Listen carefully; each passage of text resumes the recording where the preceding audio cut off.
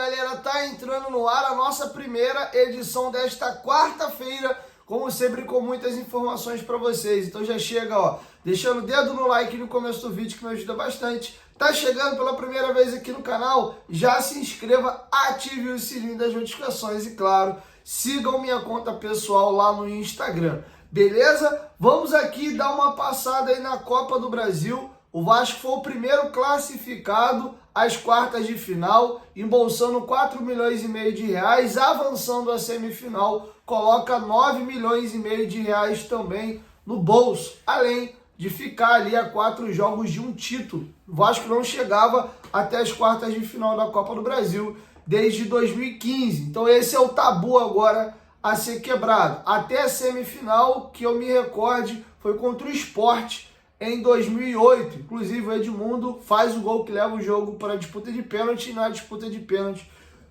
o Edmundo perde. Eu acho que a última vez que o Vasco chegou a uma semifinal de Copa do Brasil, que eu me recorde, foi 2008. Tá bom? Vamos agora aqui passar para vocês os jogos de hoje. Temos 6 jogos na Copa do Brasil e encerramento da Copa do Brasil amanhã. Tem um jogo isolado. Hoje, às 8 da noite, tem Palmeiras e Flamengo.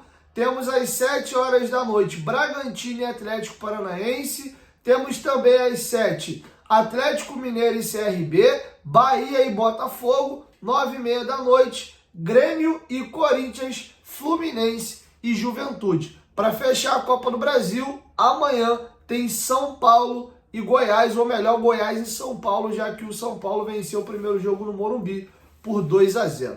Beleza? Queria lembrar vocês que quem foi na dica minha ontem botou dinheiro no bolso 2 vezes. Tava pagando 5.0 a vitória do Vasco no Atlético Goianiense e 2.0 se o Vasco marcasse gol. A Betfair tem uma promoção para o jogo de hoje. Se o Flamengo marcar um gol no Palmeiras no Allianz Parque, tá pagando 4.0, tá? O link dessa promoção vai ficar aqui na descrição do vídeo. Dieguinho, quero fazer outras apostas, quero só me cadastrar. O link está aqui no primeiro comentário fixado. Lembrando que ao se cadastrar na Betfair, você tem R$600 para fazer apostas grátis, tá bom? Nos 40 primeiros dias, você errando o primeiro depósito, você não perde dinheiro, volta para você e você tem direito a 10 super cotações e 10 super preços, tá? Para novos usuários, essa bet que eu falei para vocês aí, de Flamengo e Palmeiras, tá valendo. Se cadastrando, você tem direito a fazer 10 delas, tá bom? Além disso, a Betfair é a patrocinadora master do Vasco da Gama. Com ele, nós temos o terceiro maior patrocínio do país. E Vascaíno tem a obrigação de, quando for fazer a sua bet, fazer na bet do Vascão. Vamos abraçar e prestigiar os parceiros do Vasco, porque é importante para o clube. O Vascaíno dando um bom retorno para a Betfair. A Betfair renova o patrocínio com o Vasco, tá? Então, pô, Diguinho, não vou apostar agora não. Só em fazer o teu cadastro lá, você já tá ajudando o Vascão, beleza? O link tá aqui no primeiro comentário fixado. Betfair, parceira do canal Futebolaço e do Clube de Regatas Vasco da Gama. Dito isso, galera, 2 informações off-jogo. Você vê que o Vascaíno não tem um dia de paz, né? Um sócio torcedor do Vasco foi resgatar a experiência de bater um pênalti antes da bola rolar ontem e ele escorregou na hora de bater e quebrou o pé. Cara, que situação aleatória. E aqui vai uma piada, né? Mais uma vítima aí do Daniel Félix, né? Porque tudo no Vasco é culpa do Daniel Félix, deve ter sido culpa dele, do torcedor se lesionar. Não o conheço, mas pronta recuperação, que Deus te abençoe e que você retorne melhor do que você estava, tá bom, irmão? Deus te abençoe aí, como vascaíno, parabéns pela nossa classificação. Teve uma briga generalizada ontem na arquibancada, não sei ainda qual foi o motivo, tem alguns vídeos circulando, no final tem um rapaz careca apanhando ali, até de uma mulher também, aí eu não sei se... Enfim, não vou ficar aqui criando teoria, porque eu não sei do que se trata, mas é triste a gente ver mais um jogo em São Januário e torcedores do Vasco brigando entre si. Se tem origem de organizada, se foi torcedor comum, não sei. Essa informação eu não tenho, mas o fato é que, de novo, em São Januário, teve uma briga na arquibancada. Isso é muito chato. Tem muita gente que tem temor e receio de ir aos jogos por causa disso, tá bom? Então tá feito o registro aqui. Vamos agora ir para a partida. Gostaria de debater com vocês um pouco do time e da tomada de decisão do Rafael Paiva. O Paiva começou muito bem, escalando bem o time, oportunizando os jogadores que precisavam ser oportunizados, tirando os jogadores que precisavam serem tirados, lendo bem as partidas no decorrer dos jogos, fazendo boas substituições. O Vasco veio de uma arrancada muito grande, inclusive nos últimos 10 jogos do campeonato faz campanha de G6, apesar de vir agora de 3 jogos sem vitória no Brasileirão, mas o último recorte agora do Paiva não é bom. Ele tem mexido mal no time, tem feito algumas escalações equivocadas. Ontem, para mim, ele foi peça preponderante na piora do Vasco na segunda etapa, leu mal demais o jogo. Primeiro, eu gostaria de trazer para vocês aqui o Paiva fazendo a análise dele da partida, vai comentar e confirmar que a equipe está sentindo um desgaste físico. O Vasco arriou um pouco o pneu ontem na segunda etapa. Ele vai reconhecer que as substituições dele não surtiram efeito e a equipe piorou. E tem um detalhe que tem incomodado. O Vasco, quando abre o placar, tem recuado, né? E por que o Vasco adota essa postura de, após fazer o gol, fazer esse recuo? O Paiva foi cobrado sobre isso ontem na coletiva. Eu vou deixar com vocês ele debater nesses temas. Acho que a gente conseguiu jogar com mais inteligência no primeiro tempo. Acho que o segundo tempo a gente jogou mais pela transpiração do que realmente pela organização ali.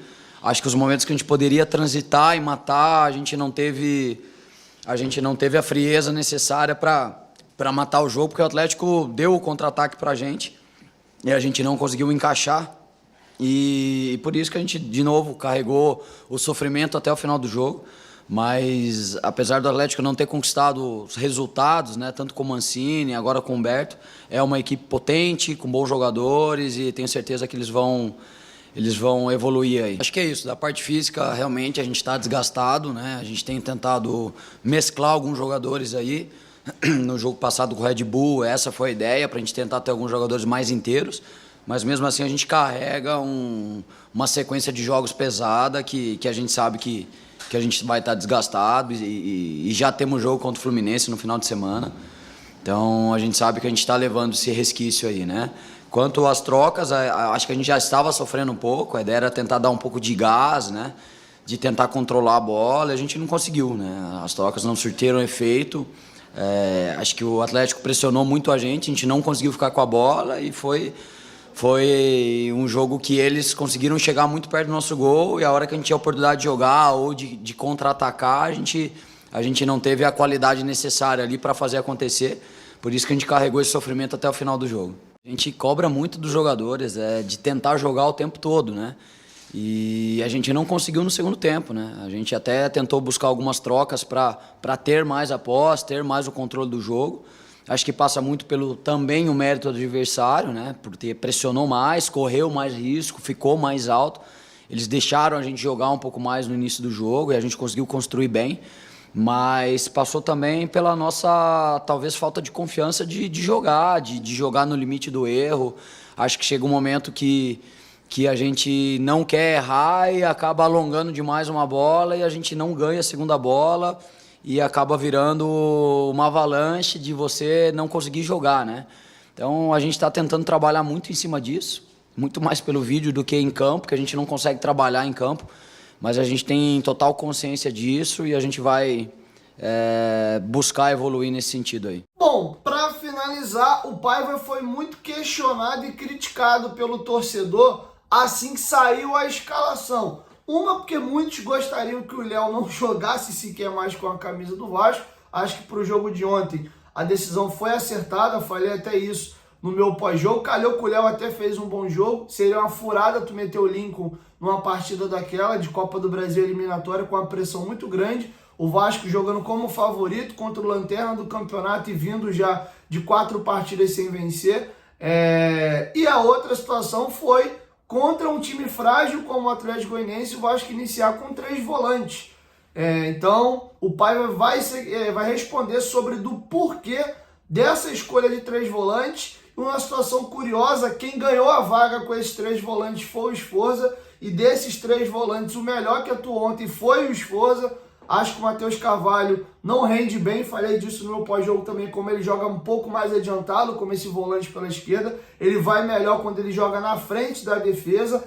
primeiro roubando e dando esses passes para frente. Quando ele está numa posição mais lateral e mais à frente, ele não costuma render bem não. Mas enfim, ele vai aproveitar para falar, além do porquê dessa escolha de 3 volantes para o jogo de ontem, a importância dessa classificação. O torcedor está na bronca, reclamando aí da atuação da equipe, mas ele também fala da quebra do tabu, da importância de chegar novamente a umas quartas de final da Copa do Brasil. Com vocês, Rafael Paiva. A respeito dos 3 volantes, né? Para mim, a quantidade de volantes, ou atacantes, ou zagueiro, não condiciona a tua equipe a defender ou atacar, né? Eu acho que é muito em cima de como a estrutura ela é organizada e ela funciona para você chegar na área com mais jogadores. Então, acho que independe da quantidade de atacantes que você coloca. Às vezes você pode entrar num 4-2-4 com 4 atacantes e não chutar uma bola no gol, né? Então depende muito de como você controla o jogo,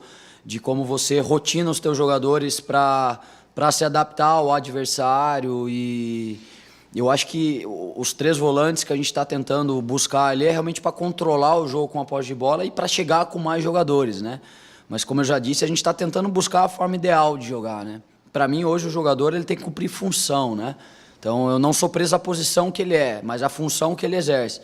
A hora que ele tem que defender, ele saber defender, e a hora que tem que atacar, ele saber atacar, ele andar para frente, ele pisar na área, ele fazer uma ultrapassagem.